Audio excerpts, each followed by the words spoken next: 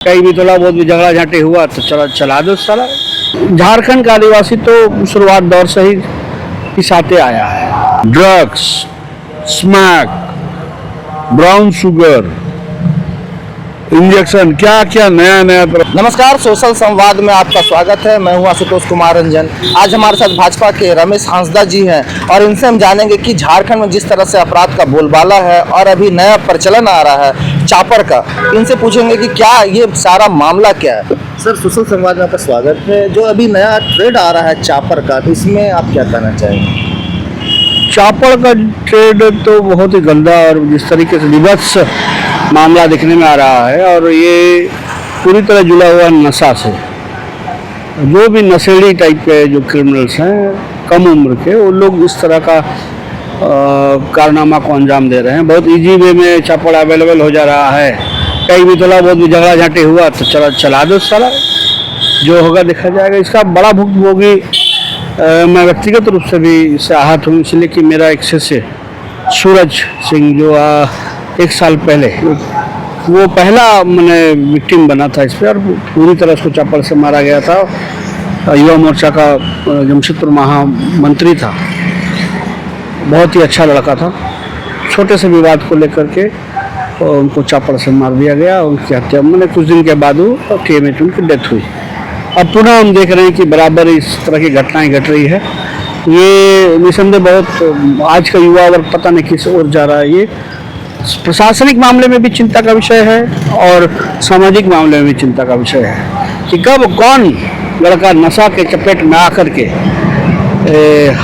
अपराध की दुनिया में घुसेगा, अंदाजा लगाना बहुत मुश्किल है। आप ST मोर्चा से भी आते हैं। झारखंड में हमेशा आदिवासियों की सरकार रही है। इसमें आपको क्या लगता है कि आदिवासी बैकफुट पे क्यों नजर आते हैं बार बार?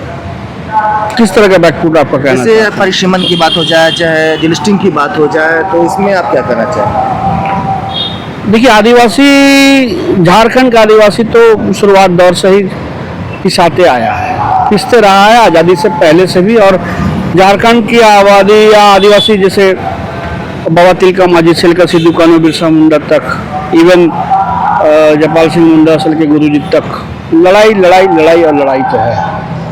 एक कहावत है, हमारे विद्वानों ने कहा, आदिवासी जब तक लड़ेगा तब तक जिंदा रहेगा, जिस दिन लड़ना छोड़ देगा आदिवासी समाप्त हो जाएगा। ये नशा का जो आपने अभी बताया कि नशा के कारण अपराध बढ़ रहे हैं, तो उनको रोकथाम के लिए क्या करना? ये नशा वो नशा नहीं है जो आदिवासी लोग नशा करते हैं। ये नशा drugs, smack, brown sugar, injection, क्या क्या नया नया तरह विदेशी नशा जो उससे ये ज़्यादा आहत हो रहे हैं और कम उम्र के। और ये कहीं ना कहीं प्रशासनिक विफलता है। जमशेदपुर जो आदित्यपुर हमारा गढ़ है ब्राउन शुगर का, पूरी दुनिया को पता है, लेकिन हम उनको नहीं खोज रहे हैं। हम अगल बगल झांके फिर रहे हैं। और ये पूरी तरह प्रशासनिक विफलता का मामला मैं समझता हूँ कि नशा के मामले पे हो रहा है। मुख्यमंत्री जी की तरफ से भी जगह जगह बैनर पोस्टर लगा के नशा मुक्त झारखंड करने के लिए अभियान चलाया जा रहा है। इसमें आपको कमियां कहाँ दिख रही है? मैं सरकार से आग्रह करूंगा कि आप बैनर पोस्टर तो ठीक ही लगा रहे हैं और रात 12 बजे तक दारू का दुकान भी खोल रहे हैं। ये कौन सा तरीका है?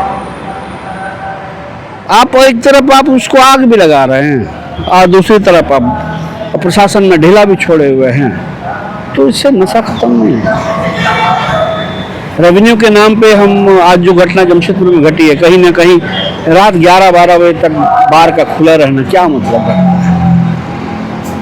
आप कह रहे कि मेरा आमदनी होगा तो उस हिसाब से लॉ एंड ऑर्डर दुरुस्त कीजिए, अच्छे अधिकारियों को जिला में भेजिए। यहाँ पुलिस के सामने नियुक्तों को मार दिया जा रहा है, कोई बोलने वाला माई बाप नहीं। और जब हम लोग उस पर विरोध करते हैं, सड़क पर उतरते हैं, तो आप गलत हो। तो इस तरह का से राज्य नहीं संभल पाएगा। क्या आपको लगता है कि जब से झारखंड अलग हुआ उसके बाद से वो झारखंड और आज का झारखंड कितना अलग आपको दिखता है? ऐसा नहीं है, पहले राज्य बनने के बाद चीज़ें काफ़ी बदली हुई है, बहुत चीज़ें बदली है। सरकारें चाहे किसी की भी हो, हम लोग की भी सरकार रही है, JMM की सरकार रही है, और सभी लोग लगभग बराबर रूप से इसके जिम्मेवार हैं। और राज्य पहले से बढ़ा है, विकास भी हुआ है, रोड रास्ता बन रहा है, इंफ्रास्ट्रक्चर बन रहा है, कई चीज़ों में राज आगे भी है, ऐसा नहीं है कि पहले वाला राज तो जंगल राज था, बिहार से हम कटे हुए थे, यहाँ कोई कुछ नहीं था, यहाँ उससे काफ़ी बेहतर स्थिति में, लेकिन इसको और बेहतर बनाया जा सकता है। अगर आदिवासी हित की बात की जाए तो उसमें आपको क्या कमियां दिख रही है, क्या होना चाहिए? जिस परिकल्पना के साथ यहाँ के आदिवासियों ने लड़ाई लड़ा था, वो परिकल्पना अभी तक पूरा नहीं हुआ है। उसके लिए बहुत ठोस रणनीति के साथ काम करना होगा और उसके लिए बहुत अंदर से विल पावर होना होगा, तभी जा करके एक जिसके लिए लड़ा गया था उसको सही अधिकार मिल सकता है। आप एसटी मोर्चा से भी आते हैं और आप अपने तरफ से क्या करना चाहेंगे कि और ज़्यादा दुरुस्त हो सके? बहुत सा प्लानिंग है, बहुत सी चीज़ें हैं जिसको किया जा सकता है। जब कभी हम आएंगे मिनिस्ट्री में तब हम लोग उसको इम्प्लीमेंट करेंगे। ये हमारे साथ रमेश हांसदा जी थे और बाकी तमाम खबरों के लिए आप हमारे सोशल संवाद से बने रहिए। नमस्कार।